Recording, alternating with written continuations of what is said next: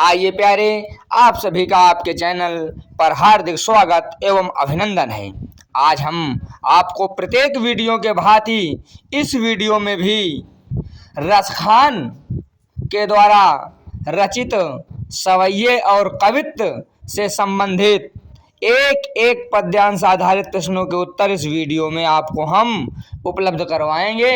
आप लोग विश्वास करके इसको देखिए और कक्षा 10 के सभी छात्र छात्राओं एवं सम्मानित अध्यापक एवं अध्यापिका नोट्स कंप्लीट करके यूपी बोर्ड की अच्छी तैयारी करें।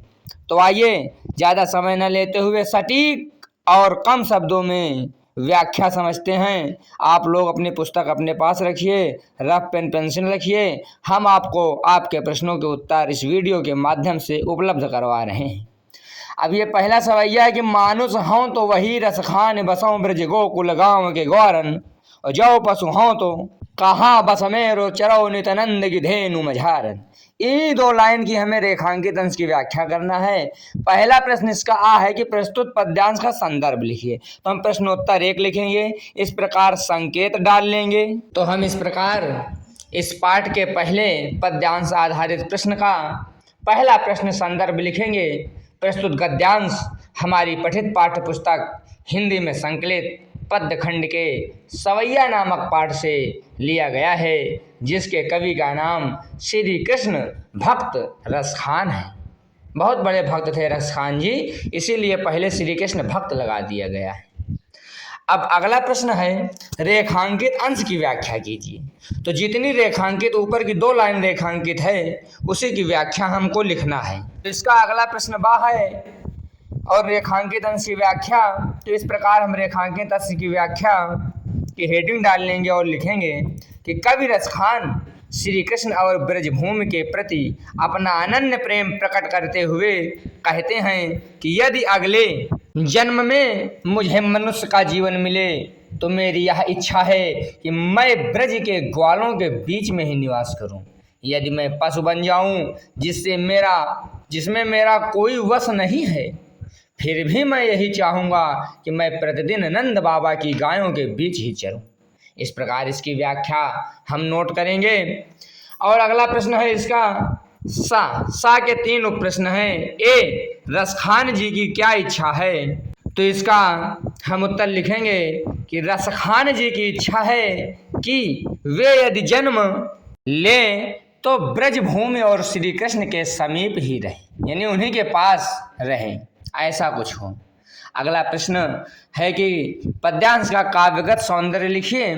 तो इस प्रकार हम काव्यगत सौंदर्य लिखेंगे कि इसमें क्या क्या सुंदरता है। भाषा ब्रज भाषा है, शैली मुक्त काव्य शैली है, और इसमें रस भक्ति और शांत है, छंद सवैया है, अलंकार इसमें अनुप्रास अलंकार। अगला प्रश्न है कवि पक्षी बनकर कहाँ बसेरा करना चाहता है? तो जो खग है तो बसेरो करो मिली कालिंदी कूल कदम्ब की डारन। कालिंदी कूल यानी यमुना के किनारे, कदम्ब की डारन यानी कदम्ब के वृक्ष की डालों पर बसेरा करना चाहता है। तो उत्तर लिखेंगे कवि पक्षी बनकर यमुना नदी के किनारे स्थित कदम्ब के वृक्ष की डालियों पर बसेरा करना चाहता है। इस प्रकार हम उत्तर लिखते हुए अगले गद्यांश की ओर बढ़ेंगे। और दूसरा है कि धूरी भरे अति शोभित श्याम जो तैसी बने सिर सुंदर चोटी, खेलत खात फिर अंगना पग पैजनी बाजत पीरी का छोटी।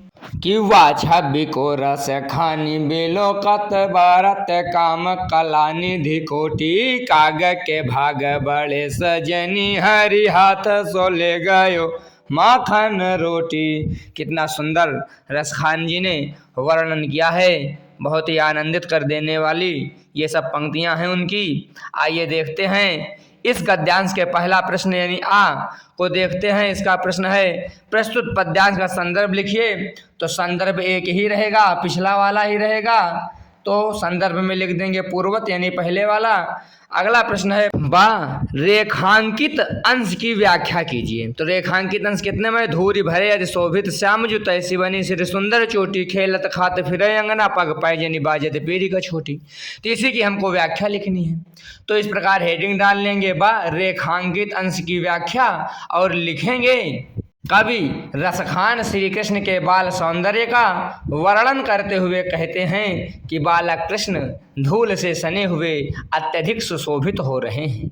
वैसे ही उनके सिर पर सुंदर चोटी बनी हुई है।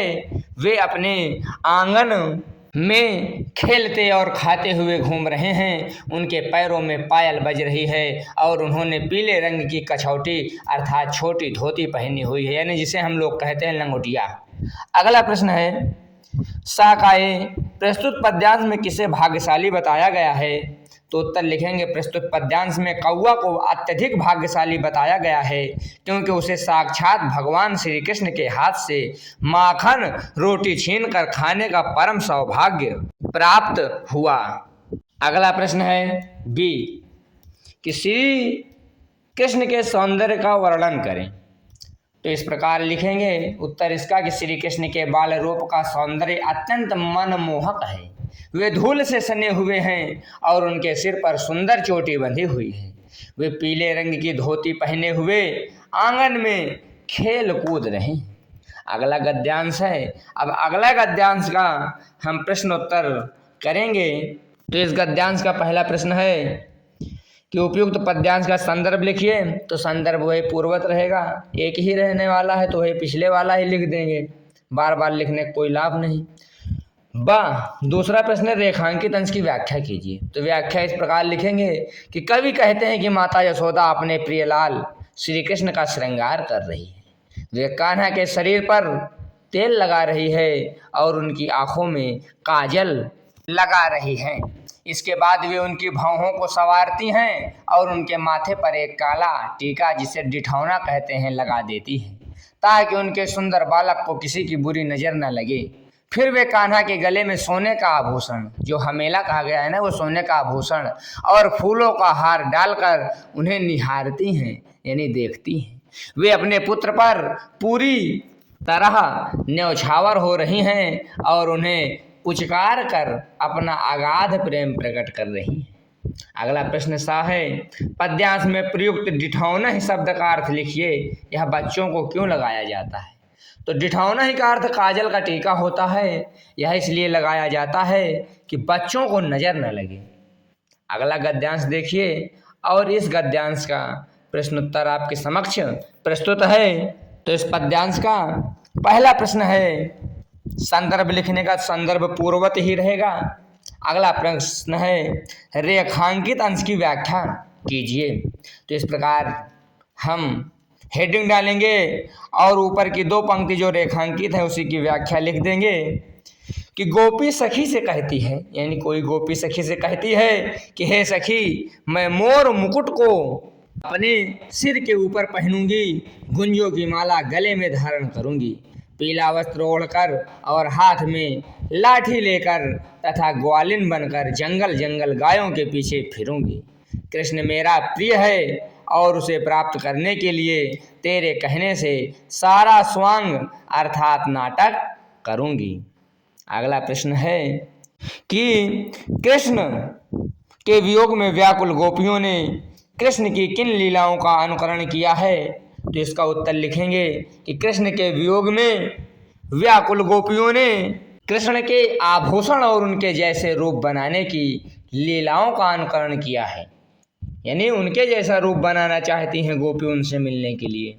अगला प्रश्न है प्रस्तुत सवैये में कौन सा अलंकार है? तो प्रस्तुत सवैये में अनुप्रास और यमक अलंकार है। अब हम एक अंतिम पद्यांश की ओर जो कवित्व शीर्षक से लिया गया है इसके प्रश्नों के उत्तर देखेंगे। ये अंतिम है और इसके एक एक पद्यांश आधारित प्रश्न यूपी बोर्ड की परीक्षा के दृष्टिगत बहुत ही महत्वपूर्ण है। तो इसका पहला प्रश्न है प्रस्तुत पद्यांश का संदर्भ लिखिए। तो इस प्रकार संदर्भ हेडिंग डालेंगे और इसमें थोड़ा सवैया के स्थान पर कवित्व लिख देंगे कि प्रस्तुत पद्यांश हमारी पठित पाठ्य पुस्तक हिंदी में संकलित पद्य खंड के कवित्व शीर्षक से लिया गया है, जिसके कवि रसखान हैं। इस प्रकार वहाँ थोड़ा सवैया चल रही थी, अब कवित्व के बारे में आ गया, थोड़ा कवित्व, लेकिन शीर्षक बदला है बस। दूसरा प्रश्न है, रेखांकित अंश की व्याख्या कीजिए।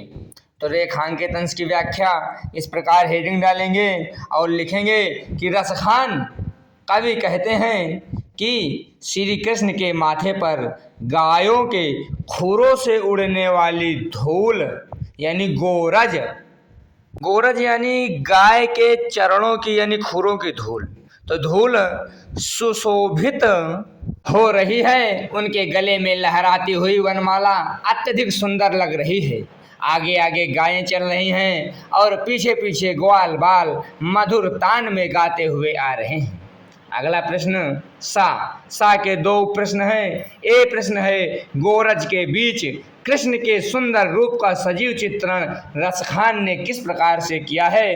तो इसका उत्तर लिखेंगे, गायों के चलने से उड़ने वाली धूल श्री कृष्ण के माथे पर तिलक की तरह सजी है और उनके गले में सुंदर वनमाला लहरा रही है और वे पीले वस्त्र धारण किए हुए हैं, यानी पीतांबर पहने हुए हैं। अगला प्रश्न भी, कवि पद्यांश में किसकी विशेषता बता रहा है?